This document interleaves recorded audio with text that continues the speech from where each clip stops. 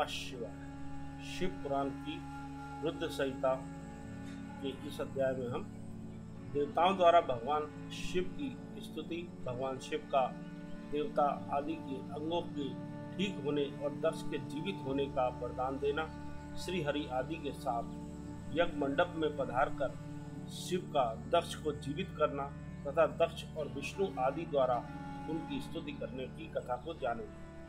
देवताओं ने भगवान शिव की अत्यंत विनय के साथ स्तुति करते हुए अंत में कहा, आप पर परमेश्वर परात्पर तथा परात्परतर हैं। आप सर्वव्यापी विश्व मूर्ति महेश्वर को नमस्कार है। आप विष्णु कल्प, विष्णु क्षेत्र, भानु, भैरव, शरणागत, वत्सल, त्र्यंबकम तथा विहरणशील हैं। आप मृत्युंजय हैं। शोक भी आपका ही रूप है। आप त्रिगुण एवं गुणात्मा हैं। चंद्रमा, सूर्य और अग्नि आपके नेत्र हैं। आप सबके कारण तथा धर्म मर्यादा स्वरूप हैं। आपको नमस्कार है। आपने अपने ही तेज से संपूर्ण जगत को व्याप्त कर रखा है। आप निर्विकार, प्रकाशपूर्ण, चिदानंद स्वरूप परब्रह्म परमात्मा हैं। महेश्वर, ब्रह्मा, विष्णु, इंद्र और चंद्र आदि समस्त देवता तथा मुनि आपसे ही उत्पन्न हुए। चूंकि आप अपने शरीर को 8 भागों में विभक्त करके समस्त संसार का पोषण करते हैं, इसलिए अष्टमूर्ति कहलाते हैं। आप ही सबके आदिकरण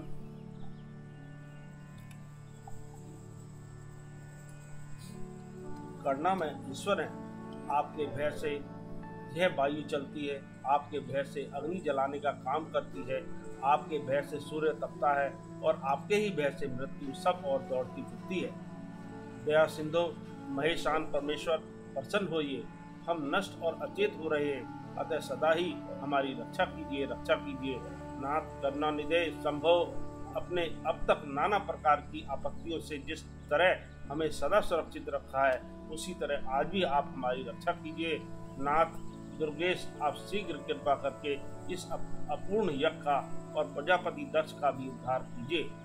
भक्त को अपनी आंखें मिल जाएं, यजमान दक्ष जीवित हो जाए, उषा के दांत जम जाएं और भृगु की दाढ़ी मूछ पहले जैसी ही हो जाए। शंकर आयुधों और पत्थरों की वर्षा से जिनके अंग भंग हो गए हैं, उन देवता आदि पर आप सर्वथा अनुग्रह करें, जिससे उन्हें पूर्णतः आरोग्य लाभ हो। नाथ, यज्ञ कर्म पूर्ण होने पर जो कुछ शेष रहे वह सब आपका पूरा पूरा भाग हो, उसमें और कोई हस्तक्षेप न करे। रुद्रदेव, आपके भाग से ही यज्ञ पूर्ण हो, अन्यथा नहीं। ऐसा कहकर मुझ ब्रह्मा के साथ सभी देवता अपराध क्षमा कराने के लिए उद्यत हो हाथ जोड़ भूमि पर दंड के समान पड़ गए। ब्रह्मा जी कहते हैं, नारद, मुझ ब्रह्मा, लोकपाल, प्रजापति तथा मुनियों सहित श्रीपति विष्णु के अनुनयन विनय करने पर परमेश्वर शिव प्रसन्न हो गए। देवताओं को आश्वासन दे हंसकर उन पर परम अनुग्रह करते हुए करुणा निधान परमेश्वर शिव ने कहा। श्री महादेव जी बोले, सूर्य श्रेष्ठ ब्रह्मा और विष्णुदेव, आप दोनों सावधान होकर मेरी बात सुने। मैं सच्ची बात कहता हूँ तात, आप दोनों की सभी बातों को मैंने सदा माना है। दक्ष के यज्ञ का यह विध्वंस मैंने नहीं किया है। दक्ष स्वयं ही दूसरों से द्वेष करते हैं। दूसरों के प्रति जैसा बर्ताव किया जाएगा वह अपने लिए ही फलित होगा। अतः ऐसा कर्म कभी नहीं करना चाहिए कि दूसरों को कष्ट देने वाला हो। दक्ष का मस्तक जल गया है, इसलिए उनके सिर के स्थान में बकरे का सिर जोड़ दिया जाए।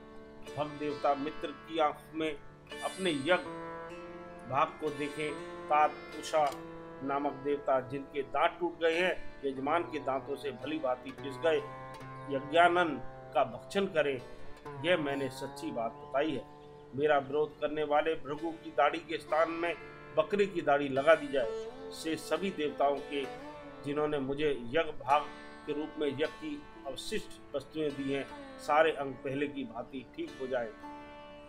अध्वर्यों आदि यज्ञिकों को में से जिनकी भुजाएं टूट गई हैं, वे अश्वनी कुमार की भुजाओं से, और जिनके हाथ नष्ट हो गए हैं, वे कुशा के हाथों से अपने काम चलाएं। यह मैंने आप लोगों के प्रेम बस कहा है। ब्रह्मा जी कहते हैं, नारद, ऐसा कहकर वेद का अनुसरण करने वाले सुर सम्राट चराचरपति दयालु परमेश्वर महादेव जी चुप हो गए। भगवान शंकर का वह भाषण सुनकर श्री विष्णु और ब्रह्मा सहित संपूर्ण देवता संतुष्ट हो उन्हें तत्काल साधुवाद देने लगे। तदंतर भगवान शंभु को आमंत्रित करके मुझ ब्रह्मा और देवर्षियों के साथ श्री विष्णु अत्यंत हर्षपूर्वक उन्हें दक्ष की यज्ञशाला की ओर चले। इस प्रकार उनकी प्रार्थना से भगवान शंभु विष्णु आदि देवताओं के साथ कनखल में स्थित प्रजापति दक्ष की यज्ञशाला में पधारे। उस समय रुद्रदेव ने महायज्ञ का और विशेषतः देवताओं तथा ऋषियों का जो वीरभद्र के द्वारा विध्वंस किया गया था उसे देखा।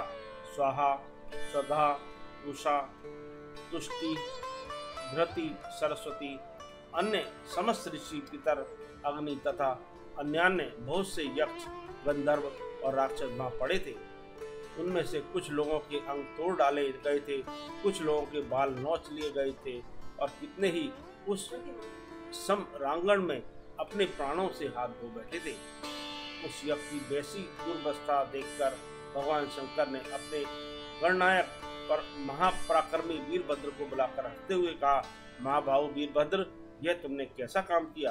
तात तुमने थोड़ी ही देर में देवता तथा ऋषि आदि को बड़ा भारी दंड दे दिया। बस जिसने ऐसा द्रोहपूर्ण कार्य किया है उस विलक्षण यज्ञ का आयोजन किया और जिसे ऐसा फल मिला उस दक्ष को तुम शीघ्र यहाँ ले आओ। भगवान शंकर के ऐसा कहने पर वीरभद्र ने बड़ी उतावली के साथ दक्ष का धड़ लाकर उसके सामने डाल दिया। दक्ष के उस सब को सिर से रहित देख लोक कल्याणकारी भगवान शंकर ने आगे खड़े हुए वीरभद्र से हंसकर पूछा, दक्ष का सिर कहाँ है? तब प्रभावशाली वीरभद्र ने कहा, प्रभु शंकर, मैंने तो उसी समय दक्ष के सिर को आग में होम दिया था। वीरभद्र की यह बात सुनकर भगवान शंकर ने देवताओं को प्रसन्नतापूर्वक वैसी ही आज्ञा दी जो पहले दे रखी थी। भगवान हमने उस समय जो कुछ कहा उसकी मेरे द्वारा पूर्ति कराकर श्री हरि आदि सब देवताओं ने भृगु आदि सबको शीघ्र ही ठीक कर दिया। तदंतर शंभु के आदेश से प्रजापति के धड़ के साथ यज्ञ पशु बकरे का सिर जोड़ दिया जाए। उस सिर के जोड़े जाते ही शंभु की शुभ दृष्टि पड़ने से प्रजापति के शरीर में प्राण आ गए और वे तत्काल सोकर जगे हुए पुरुष की भांति उठकर खड़े हो गए। उठते ही उन्होंने अपने सामने करुणानिधि भगवान शंकर को देखा। देखते ही दक्ष के हृदय में प्रेम उमड़ आया। उस प्रेम ने उनके अंतःकरण को निर्मल एवं प्रसन्न कर दिया। पहले महादेव जी से द्वेष करने के कारण उनका अंतःकरण मलिन हो गया था, परंतु उस समय शिव के दर्शन से ये तत्काल शरद ऋतु के चंद्रमा की भांति निर्मल हो गए। उनके मन में भगवान शिव की स्तुति करने का विचार उत्पन्न हुआ, परंतु वे अनुरागाधिक्य के कारण तथा अपनी मरी हुई पुत्री का स्मरण करके व्याकुल हो जाने के कारण तत्काल उनका स्मरण न कर सके। थोड़ी देर बाद मन स्थिर होने पर दक्ष ने लज्जित हो लोक शंकर शिव शंकर को प्रणाम किया और उनकी स्तुति आरंभ की। उन्होंने भगवान शंकर की महिमा गाते हुए बारंबार उन्हें प्रणाम किया। फिर अंत में कहा, परमेश्वर, आपने ब्रह्मा होकर सबसे पहले आत्म तत्व का ज्ञान प्राप्त करने के लिए अपने मुख से विद्या, तप और व्रत धारण करने वाले ब्राह्मणों को उत्पन्न किया था। जैसे ग्वाला लाठी लेकर गौ की रक्षा करता है, उसी प्रकार मर्यादा का पालन करने वाले आप परमेश्वर दंड धारण किए उन साधु ब्राह्मणों की सभी विपत्तियों से रक्षा करते हैं। मैंने दुर्वचन रूपी बाणों से आप परमेश्वर को बींध डाला था, फिर भी आप मुझ पर अनुग्रह करने के लिए यहाँ आ गए। अब मेरी ही तरह अत्यंत दैन्यपूर्ण आशा वाले इन देवताओं पर भी कृपा कीजिए। भक्त वत्सल दीन बंधु संभव, मुझ में आपको प्रसन्न करने के लिए कोई गुण नहीं है। आप षड्विध ऐश्वर्य से संपन्न परमात्मा परात्पर परमात्मा है, अतः अपने ही बहुमूल्य उदारतापूर्ण प्रताप से मुझ पर संतुष्ट हो। ब्रह्मा जी कहते हैं, नारद, इस प्रकार लोक कल्याणकारी महाप्रभु महेश्वर शंकर की स्तुति करके विनीत चित्त प्रजापति दक्ष चुप हो गए।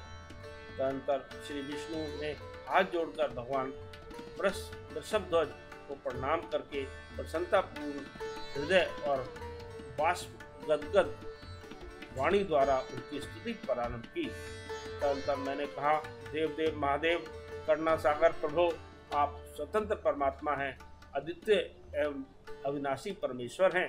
देव ईश्वर, आपने मेरे पुत्र पर अनुग्रह किया, अपने अपमान की ओर कुछ भी ध्यान न देकर दक्ष के यज्ञ का उद्धार कीजिए। देवेश्वर, आप प्रसन्न होइए और समस्त शापों को दूर कर दीजिए। आप संज्ञान हैं, अतः आप ही मुझे कर्तव्य की ओर प्रेरित करने वाले हैं और आप ही अकर्तव्य से रोकने वाले हैं। महामुने, इस प्रकार परम महेश्वर की स्तुति करके मैं दोनों हाथ जोड़कर मस्तक झुकाकर खड़ा हो गया।